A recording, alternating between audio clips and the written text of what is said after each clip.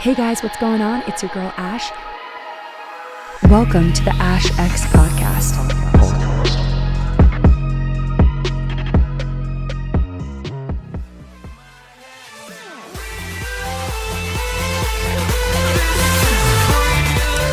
Guys, today we are so honored to have on an incredible guest.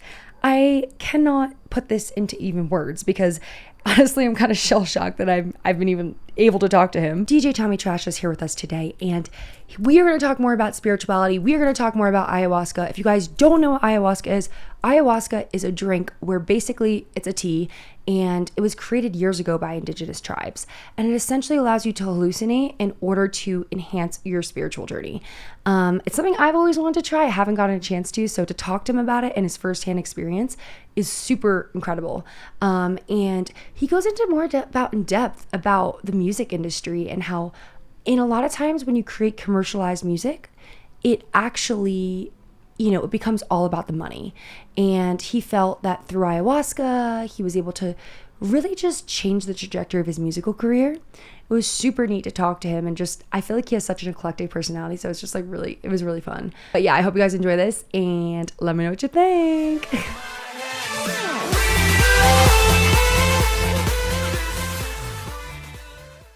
How are you? I'm good. I just got back from tour yesterday night from Minneapolis, and back into the weekday routine. So I live in Ocean Park in LA, which is that's awesome. It's kind of like, Santa Monica gets pretty hectic and Venice gets pretty hectic, even more hectic, and then in the middle you've got this nice little quiet pocket, and that's Ocean Park. I currently live in New York City. Oh, you're in NYC, right? But I'm not there right now. I'm in Colombia. There's actually a heavy music influence here. For reggaeton. Have you ever heard of that type of genre? So we went to something, it was last weekend, it was called La Solar Festival. And there's Paul Van Dyke, Shiba San, Paul Van Dyke's great, man. He's he's been doing it forever and is still so good. Yeah, it's so classic. He's so passionate. He'd have to be one of the most passionate DJs I've seen. Yeah. He's so full on into it. I fucking love him. He gets so into it. And I feel like, honestly, it's such a skill to be able to hold a crowd like that. He definitely knows how to do all of that. And he just gives off so much energy. I mean, I've just seen him at festivals and at club shows, and it's just wow. That's so Lots to learn from that guy, I reckon. Yeah. There's so many artists. I think that's what's my favorite part about going to these music festivals is you discover all new artists that you might not even know about. You just go to different stages and you get a feel for their music. Yeah, I mean, totally. Just I don't really go to that many festivals anymore, but I mean, back in the day when I used to, go up, back in the day, I wouldn't even know who was playing or what, but it's oh, who the fuck is this? And then you'd become a fan from just seeing them. I used to go to a lot of band music festivals, back in the late what are a few of them? Back in the late 90s and early 2000s and stuff. Wow, that's cool. Honestly, you look younger. I feel that's younger. A good thing. I feel younger now. Yeah. I feel younger now than when I first started touring in the States. Oh, interesting. Why do you think that is? I think I'm definitely trying to take care of myself a lot more. Is that working out and eating right and things like that, or just everything? Just everything. Mind, body, soul. Oh gosh. Yes. So what you put in your body, whether it's food, drugs, or if it's the way you think, it's because mental, your sort of mental approach to stuff is probably one of the most important things, I think. Definitely. Or even for physical health, just the way you think can drastically improve or decrease your physical health, you know. Yeah. Like, for example, stress, people have all sorts of crazy reactions um, because of stress. And, and I think that's what was going on with me too, like DJing was always a very stressful thing for me, like very stressful. Like the whole process of even like producing music too, or even just like being up there too. I don't know, really. I just think it was the whole thing, the whole process. I think it was all the traveling and Yeah. running on empty, and then I don't get nervous in front of crowds or anything like that. But Yeah. I think it was just like always running on empty.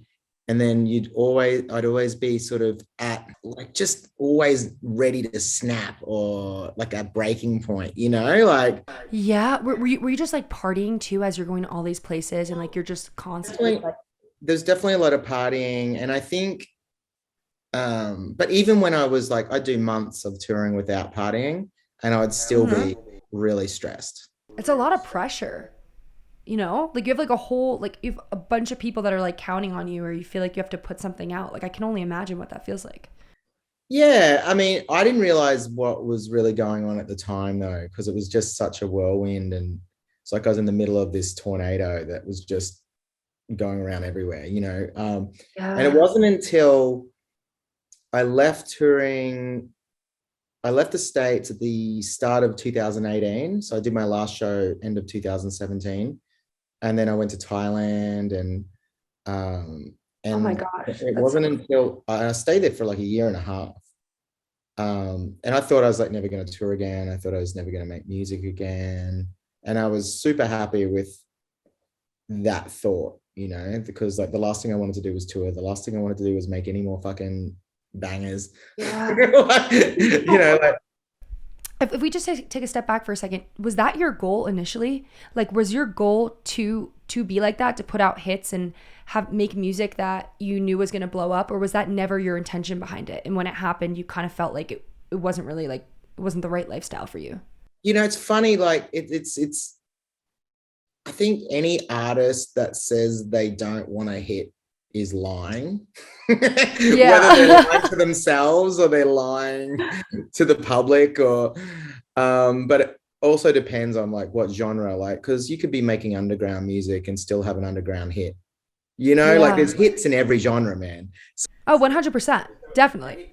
A hit can look very different for depending on which, what genre you're doing and what kind of artist you are. But for me, it was like, of course I wanted big records, but I definitely didn't see myself making like super commercial music.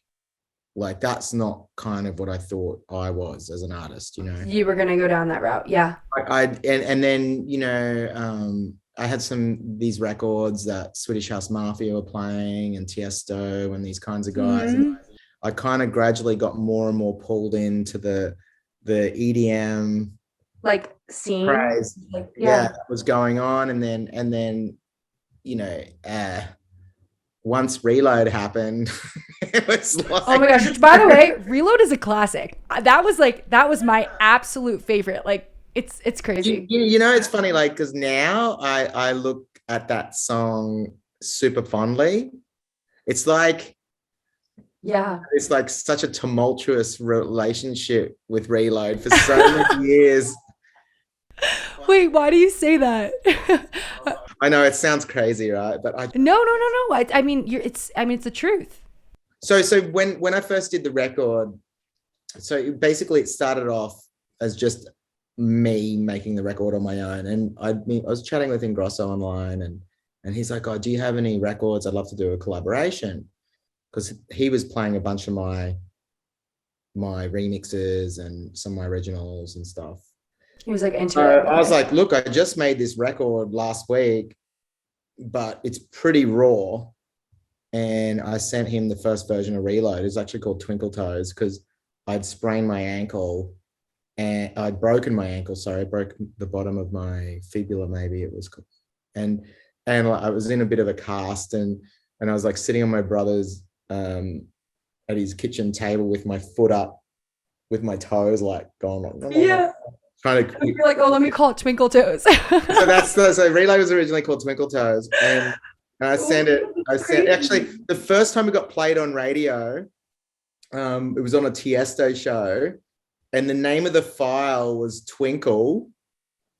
And I think somewhere online, if like I haven't even like checked in so many years, but I remember first when Tiesto first played it way before it was ever released, and it was like Twinkle ID, ID artist, but called it Twinkle.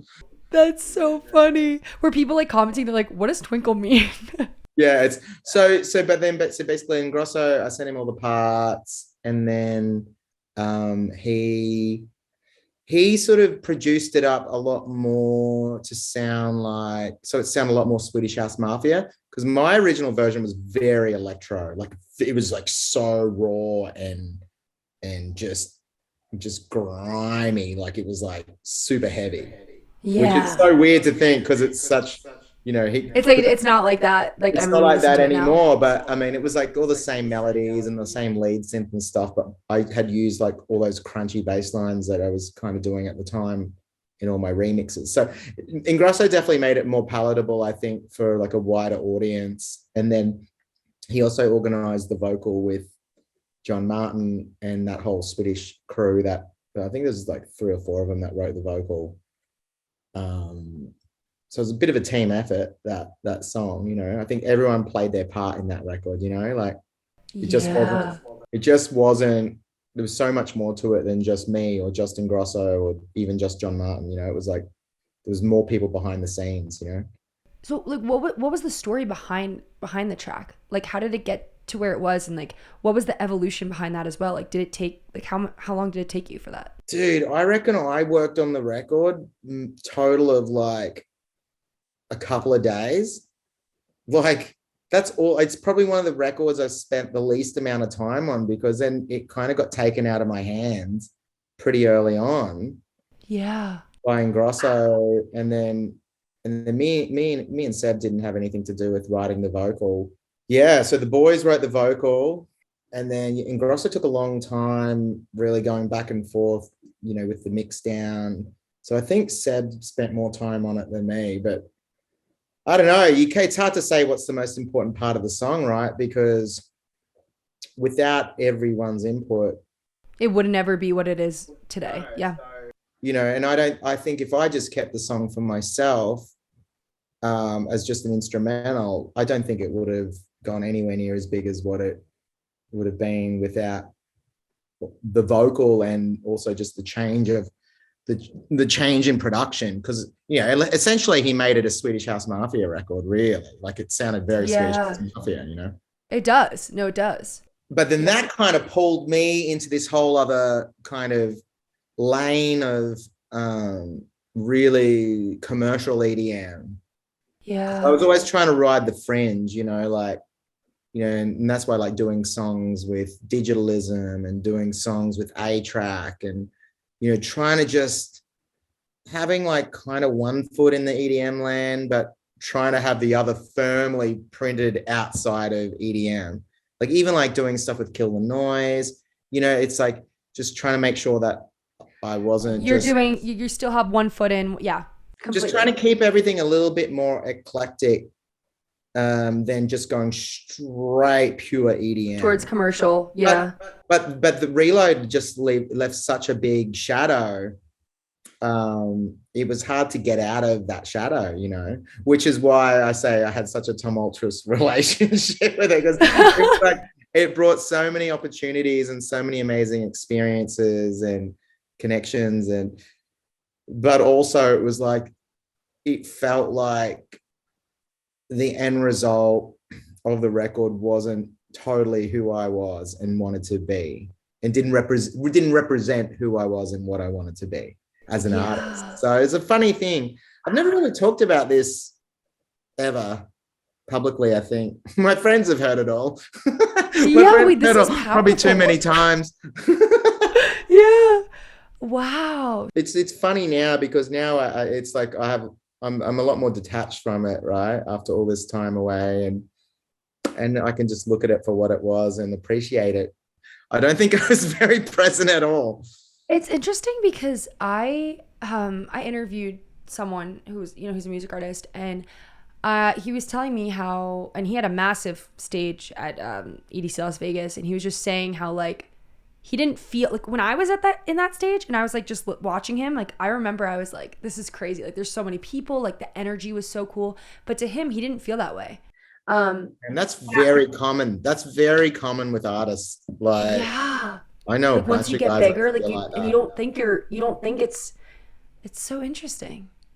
It's like you just, you go from playing small clubs to slightly bigger clubs to slightly bigger clubs to big clubs, then to, maybe small festival stages to slightly bigger festival stages. Yeah. And then all of a sudden you're playing like, I mean, I don't know what the biggest festival stages I played, but definitely EDC Mexico was pretty big.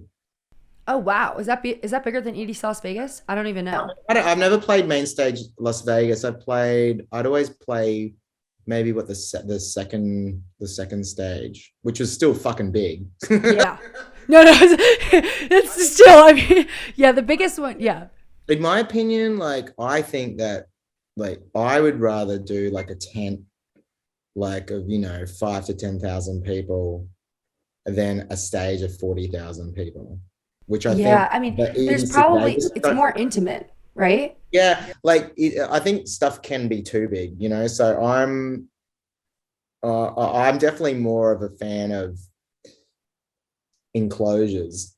Oh, I don't like speaking to big groups. Me either. Like, I mean, even if I it's like don't there's like. 10 people, like I like to just connect with one person and I like to like connect with them there. Like, I don't Yeah, know.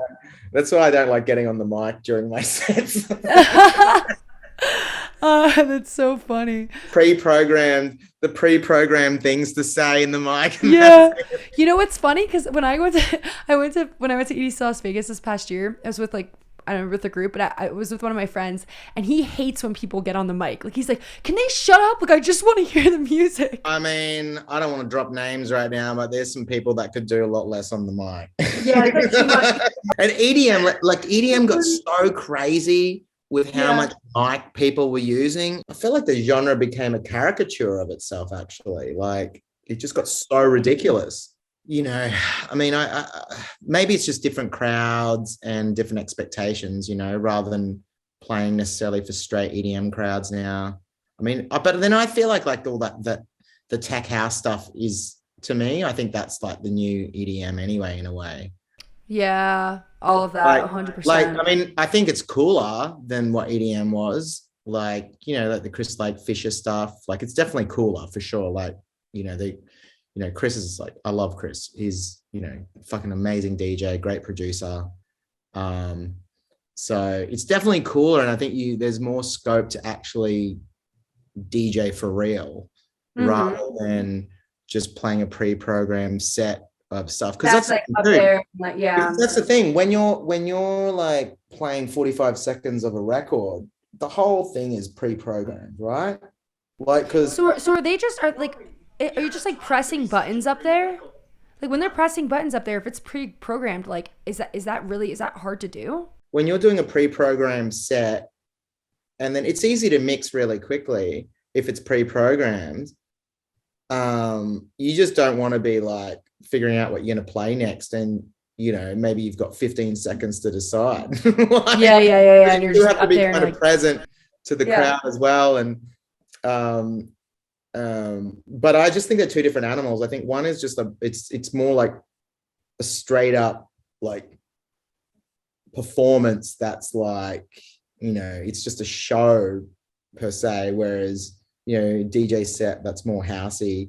you know I mean, it's still a show, I guess, but it's like, there's more wiggle room for, you know to make each set a bit different. Like and make it what it like their own and just like yeah. Yeah, and actually read the crowd, and take it in whatever direction it needs to go. rather than it just being pre-programmed and this is what you get, like take it or leave it, which is what a lot of, but these EDM guys are packing their set with so many bootlegs and hits that it, for the commercial crowds, of course it was going to work. It's like when every song has a vocal that everyone knows. Yeah. Yeah, no, definitely. It seems to be standing the test of time, like with like streaming numbers. I mean, if anything, the streams are getting more over Oh my time. gosh, because you just want to keep like I feel like you want to listen to that stuff that you like listened to when you were younger, or like you like Yeah. thought was cool. It's like you listen to you hear it again, you're like, oh my God, like so it's like nostalgic. I'm actually like I'm wondering when someone's gonna remake it Yeah. and do their own version. Oh, I mean, you know, I feel like a lot of those records, the big records from those times, are starting to get remade. And that's the thing. I think that's the thing now for me. It's like I can appreciate it for what it is and for what it was, for what it is. Looking back on it. Looking Yeah. back, yeah. So it's all love, reload. I'm sorry for the way I felt before. Yeah. You're like, I love you now. It's like a love-hate relationship. I love you, reload. Yeah. What would you say was like one of the worst parts of like the music industry for you during that time? EDM really became all about the money. Feel like a lot of artists and the business surrounding the artists, it definitely wasn't about the music. That's what I think.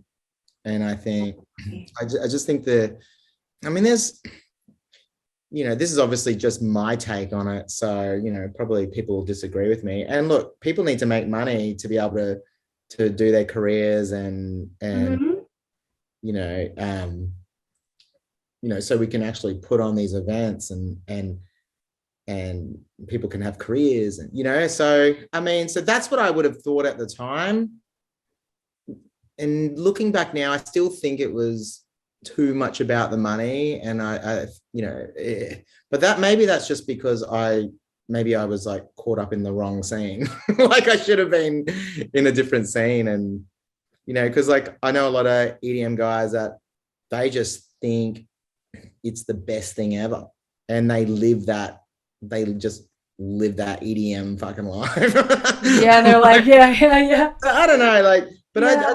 I try and like, the way I sort of look at it is it's like, what do I think made me, what grinded on me and what was not making me happy, that's on me, I think, more than the industry or my management or anyone else, So for me, it's more about like, how do I get myself into a position where I'm feeling happy and content and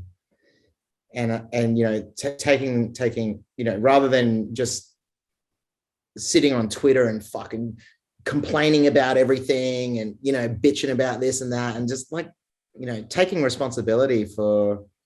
So important. So for like, well, I'm in control of the music I make. I'm in control of what gigs I do and don't do. Like, no one's got a gun to my head saying you must play in Vegas. Because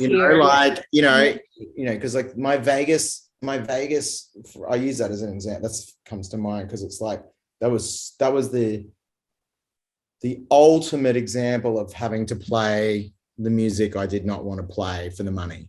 Really? Oh, because Vegas, I mean, it makes sense too. I feel like Vegas can be crazy. I'm not talking about EDC Vegas. I'm talking about like the Vegas nightclubs. But over time, that sort of wears on you, right? Like, Yeah.